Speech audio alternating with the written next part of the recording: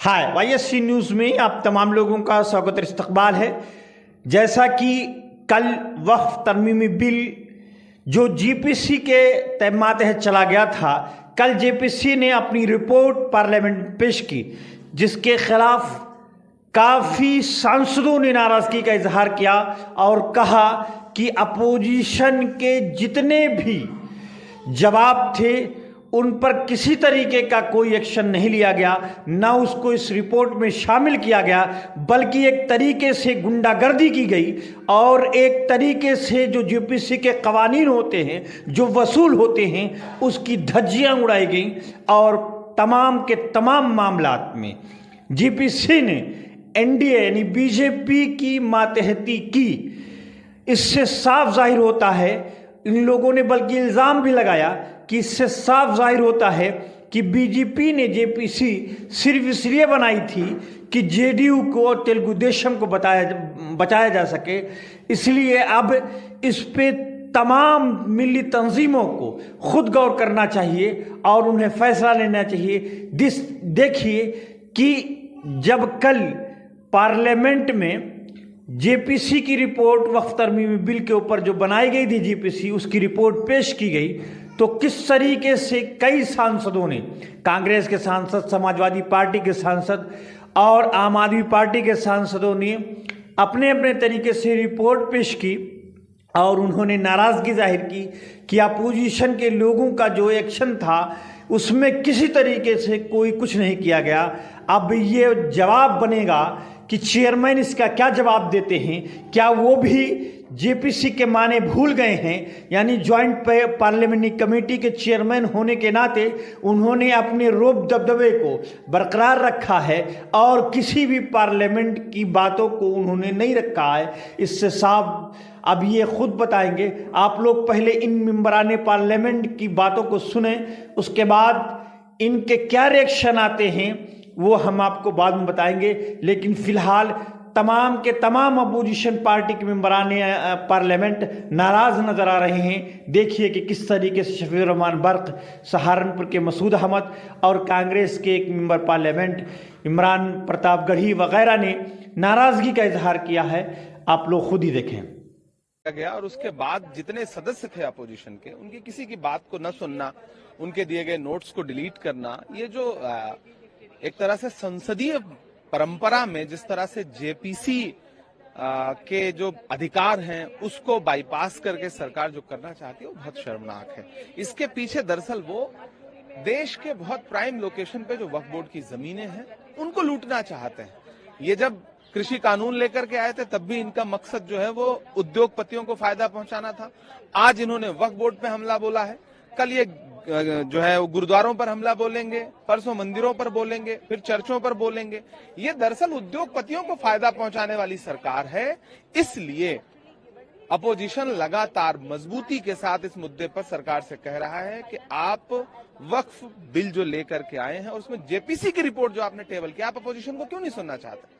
तो फिर लोकतंत्र का मतलब क्या है? फिर आप जेपीसी बनाने का मतलब क्या है? ये नाटक बंद करिए। फिर अमित शाह जी ने कहा कि डिसेंट नोट जितने भी अपोजिशन मेंबर का सबको इंक्लूड किया जाएगा। नहीं, आप एक तो जो स्टेक होल्डर नहीं है उनको बुला करके आप उनके नोट्स लेंगे और जो मेंबर्स हैं आप उनको कहेंगे कि डिसेंट, आप तय करेंगे कि क्या डिसेंट है और क्या डिसेंट नहीं है। जो आप चाहेंगे वही होगा। डिसेंसी तय कौन करेगा?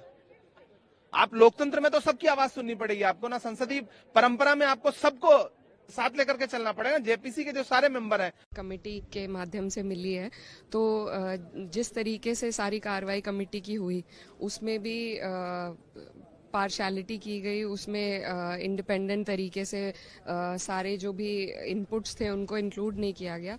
तो ये जो बिल है इसका हम विरोध करते हैं। It is unconstitutional and it is against the rights of minorities in this country. तो बिल्कुल हम लोग इसके शुरू से ही खिलाफ में थे, लेकिन जेपीसी के माध्यम से बहाना दिया गया कि हमारी बातें, हमारे जो विरोध हैं उनको भी संज्ञान में लेकर इंक्लूड किया जाएगा, लेकिन ऐसा नहीं हुआ है। कई डिसेंट नोट्स जो एमपीज़ के हैं, जो लोग जेपीसी में थे, उनको एडिट करके इसमें डाला गया है और जितनी भी उनको चिंता थी उनको ठीक तरीके से रिजॉल्व करके इंक्लूड नहीं किया गया है। So there was no point of the JPC, जिस वजह से जेपीसी बनाई गई थी वो वजह को पूरा नहीं करती है, तो जाहिर सी बात है हम लोग सभी लोग पूरा विपक्ष इस अनकॉन्स्टिट्यूशनल बिल के विरोध में है। जी बिल्कुल 100%। इसमें बहुत सी चीज़ें हैं जिस पर कई बार हम लोगों की भी डिस्कशन आपस में हो चुकी है, और ये एक माइनॉरिटी बॉडी है, it is not for anybody else to intervene. ऐसी बहुत से संस्थाएं होती हैं, अलग अलग मज़हबों की अलग अलग संस्थाएं होती हैं जो मज़हब इंडिपेंडेंट हैं अपनी संस्थाओं को अपने हिसाब से चलाने के लिए, लेकिन सिर्फ वक्फ बोर्ड को इस तरीके से उसमें अपनी टांग अड़ाकर और उनकी राइट्स को छीनना वो बिल्कुल गलत है। तो बहुत सी कमेटी होती हैं, गुरुद्वारे की कमेटी होती हैं, अलग अलग मंदिरों की कमेटी होती हैं, तो सब अपने मज़हब के हिसाब से चलती हैं, लेकिन सिर्फ वक्फ पे इस तरीके से हमला करना सरकार के द्वारा ये उचित नहीं है। तो हम कई बार कह चुके हैं कि इनको मुद्दों को भटकाना, अमेरिका के मुद्दों को भटकाना है, किसान के, मणिपुर के मुद्दों को भटकाना है। राष्ट्रपति शासन लग गया, वक्त में जो भी संशोधन था उसको उसने बिल्कुल अलग करके लाया। अब कहते हैं जोड़ लेंगे। जब आप विपक्ष की और जेपीसी के मुद्दों को भी आप दरकिनार करिएगा तो हाउस नहीं चलेगा ना। आप जेपीसी बना दिए तो जेपीसी बना दिए क्या मुखर कानून है? हिटलर की तरह जेपीसी भी आप लाइएगा तो फिर जेपीसी की वैल्यू क्या रह जाएगी? तो जेपीसी सहमति के साथ लाइए। बहुमत असहमत के आधार पर आप कह रहे हैं 15-11। मेरे साथ समाजवादी पार्टी से लोकसभा सांसद जियाउर रहमान बल्क साहब हैं। बल्क साहब क्या कहेंगे?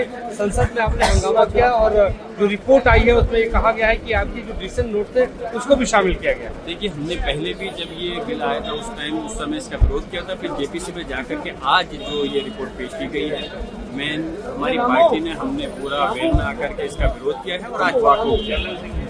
ये असंवैधानिक है, हमारे अधिकारों का उल्लंघन है, जबरदस्ती हमारे समाज पे ये बिल को थोपा जा रहा है। हम इसकी कल भी मुखालफत में थे, आज भी मुखालफत में है, और उसका कारण सिर्फ ये नहीं कि इसको बीजेपी सरकार ने लगाई है, इसका कारण ये है कि ये हमारे समाज के खिलाफ है और एक वोटों की राजनीति के तहत इस बिल को लाया गया है। और जिस प्रकार से समिति बनाई, कमेटी बनाई गई थी जेपीसी, अगर इतना पैसा उस पर खर्च किया गया है तो क्यों सही तरह से रिपोर्ट ईमानदारी से पेश नहीं की गई?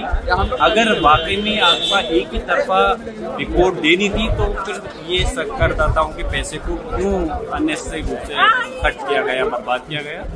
अगर ये बिल पास कराया जाता है, पहले तो हम इसकी पुरजोर विरोध करते हैं, फिर भी अगर पास होता है तो हम अपने हक और इंसाफ के लिए, अपने समाज को, अपने मुस्लिम समाज को इंसाफ दिलाने के लिए, इस देश के विकास के लिए हम यकीनन सर्वोच्च न्यायालय जाएंगे, माननीय कोर्ट जाएंगे। आपने बड़ी बात कह दी कि आप क्या इस पूरे मामले को लेकर कोर्ट भी जाने वाले हैं आप? बिल्कुल, अगर बिल इसको ये पास कराते हैं जबरदस्ती तो फिर उसके बाद में हम माननीय सर्वोच्च न्यायालय का दरवाजा खटखटाएंगे, जिससे कि हमें वहाँ वक्फ बिल जो है टेबल किया जा रहा है, ये पूरी तरीके से कानून का जो हमारे संविधान के अंदर हमें दिए हुए अधिकार हैं उनके ऊपर कुठाराघात है। और हमने बार बार पहले भी कहा और अभी भी कह रहे हैं, इतिहास के अंदर ये काले अक्षरों के अंदर लिखा जाएगा कि देश के अंदर रहने वाले अल्पसंख्यकों के अधिकारों को किस तरीके से कुचला जा सकता है। इसकी अगर प्रकाष्ठा देखनी है तो वक्फ है जो बिल ला रहे हैं या कानून जो बनाने जा रहे हैं, इसको देख लीजिए कि देश के अल्पसंख्यकों के साथ किस प्रकार से अत्याचार किया जा सकता है। हम बातें रखी, हमने जो डिसेंट नोट दिए वो डिसेंट नोट भी उड़ा दिए इन्होंने। मतलब इन्होंने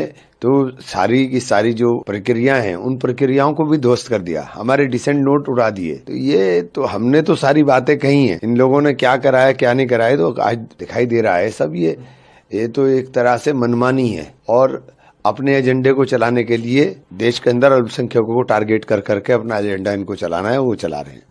जो डिफेंस की जमीन है वो उन्होंने अपने मित्र को दे दिया पूरे नॉर्म्स को ताक में रखते हुए, और ये वक्फ की जमीन जो मिस्कीन, गरीब, बेवा, अनाथ लोग हैं उनके लिए जमीन है, वो ये हड़पना चाहती है। और ये शुरुआत है, इसी तरह जितने भी अलग रिलीजियस प्रॉपर्टीज हैं उसको एक एक करके वो हड़पना चाहती है। और जेपीसी जो बनाया गया बिल्कुल आई वॉश था, ये लोगों को बेवकूफ बनाने के लिए बनाया गया था और इसको इलेक्शन के लिए यूज करने के लिए उन्होंने प्रेसिडेंट हिंद महोदया से उसके बारे में जिक्र भी करवाया उनके प्रेसिडेंशियल स्पीच में। लेकिन उसमें जो देखा गया, जो स्टेक होल्डर्स को आने चाहिए, उनको स्टेक होल्डर्स के अलावा भी जो एनक्रोचर्स हैं, ऐसे ऐसे लोगों को बुलाया गया। तो मेरा ये मानना है और ये कहना है कि ये सरासर मोदी सरकार की साजिश है कि किस तरह गरीब मिस्किनों की जमीनें लूटी जाए। यह बहुत आभार सर। मैं जेपीसी का मेंबर हूं इस पूरी रिपोर्ट में। और सर, मैं आपसे बड़ी विनम्रता पूर्वक ये बताना चाहता हूं कि हमने अपना पक्ष रखा। हमारे पक्ष से आप सहमत हो सकते हैं, असहमत हो सकते हैं, लेकिन उसको कूड़ेदान में कैसे डाल सकते हैं? सारे पूरे सर, एक मिनट सर, आप मेंबर्स को तो बोलने दीजिए। विविधता में एकता भारत की विशेषता है सर। अलग अलग धर्म के लोगों को अपनी धार्मिक मान्यताओं के हिसाब से पूजा अर्चना उपासना करने की छूट है। आज आप वक्फ की संपत्तियों को कब्जा कर रहे हैं, कल गुरुद्वारा की करेंगे।